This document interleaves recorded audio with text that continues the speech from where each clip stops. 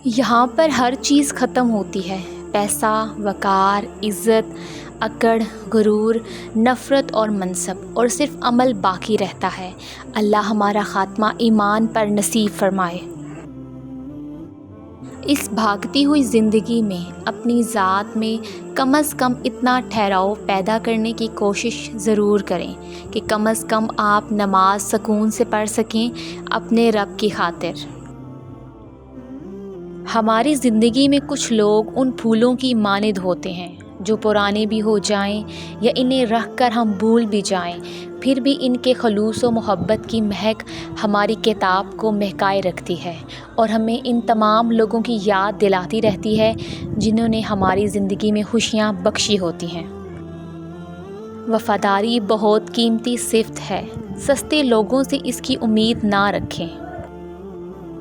بھروسہ تو اپنی سانسوں کا نہیں اور ہم انسانوں کا کر لیتے ہیں۔ زندگی کتنی بدل جائے اگر ہم اس بات کو سمجھ جائیں کہ نرمی سے بات کرنے کا مطلب بے وقوفی اور کمزوری نہیں بلکہ عاجزی اور اعلیٰ ظرفی ہے۔ اگر ہم گلاب کی طرح کھلنا چاہتے ہیں تو ہمیں کانٹوں سے نبھانا سیکھنا ہی پڑے گا۔ مایوس وہ ہوتے ہیں جن کو رب پر یقین نہیں ہوتا، مایوس وہ ہوتے ہیں جن کا ایمان کمزور ہوتا ہے۔ تم ایسے لوگوں میں نہ ہونا، ہمیشہ اس بات کو یاد رکھنا تمہارا رب تمہاری پریشانیوں سے بہت بڑا ہے۔ اگر آپ کسی سے حسد نہیں کرتے تو خوشی کا آدھا حصہ آپ کے پاس ہے۔ اگر آپ دوسروں کی بھلائی چاہتے ہیں تو گویا سب کا سب آپ کے پاس ہے۔ دیر ضرور لگتی ہے لیکن میرا اللہ دیتا ضرور ہے۔ وہ 7 سمندروں کا خالق صرف محبت ایک آنسو سے کرتا ہے۔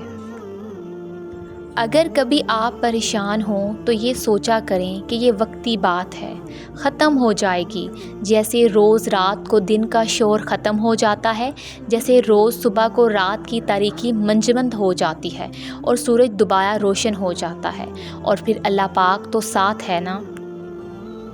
دعا اپنے لیے مانگنا عبادت ہے اور دوسروں کے لیے مانگنا خدمت ہے۔ عبادت سے جنت ملتی ہے اور خدمت سے اللہ۔ اے قبرستان تیری آغوش میں اتنا سناٹا کیوں ہے؟ لوگ تو اپنی جان دے کر تجھے آباد کرتے ہیں۔